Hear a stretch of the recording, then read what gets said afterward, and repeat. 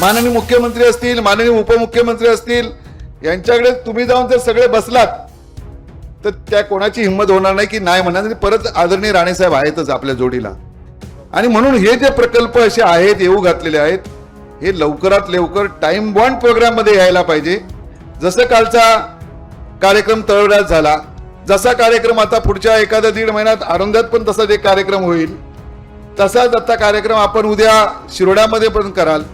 पण हे सगळं करत असताना अशा अनेक विषय की सावंत तुमच्याकडे रत्नागिरीमध्ये साहेब तेवढा प्रॉब्लेम येत नाही, कारण रत्नागिरी आतमध्ये जिंदालपासून अनेक प्रकल्प तुमच्याकडे आहेत. पण या सिंधुदुर्ग जिल्ह्याची दिवसेदिवस लोकसंख्या का कमी होते, इथले लोक का बाहेर जातात, का जातात पुण्यात, का जातात गोव्यात, का जातात मुंबईत, याचा कधीतरी आत्मविमर्श आम्ही सगळ्यांनीच करायला पाहिजे. याच्यावर टीका टिप्पणीचा विषय येत नाही. पण हे जर झालं तर आज आपल्याला अजून या ठिकाणी जिल्ह्यातल्या या इथल्या तरुण तरुणांना दुसरं काय लागत नाही. आणि म्हणूनच मनापासून राज्य सरकारचं मनापासून मी अभिनंदन करतो, जिल्ह्याच्या वतीने अभिनंदन करतो.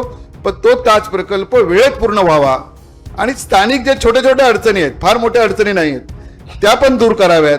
म्हणजे जेणेकरून आपल्याला हा सगळ्या चांगल्या प्रकारचा सिंधुदुर्ग जिल्ह्याची जी अपेक्षा आहे, सिंधुदुर्ग जिल्ह्यातल्या युवकांची अपेक्षा आहे, युवतींची अपेक्षा आहे, ती या ठिकाणी पूर्ण होईल. राजेंजी, मगाशी तुम्ही पॉझिटिव्ह भाषण केलं, परंतु 2 वर्षापूर्वी ज्या वेळेला पर्यटन मंत्री आले आणि भूमिपूजन झालं, त्याला आंदोलन करायला तुम्हीच होता. हे सिंधुदुर्गचं दुर्दैव आहे की आमचेच लोक 2 वर्षापूर्वी ताजचं काम सुरू होऊ शकलं असतं. त्याच्यानंतर 2 वर्ष गेली आणि काल तो मुहूर्त केवळ ते ॲग्रीमेंट होतं.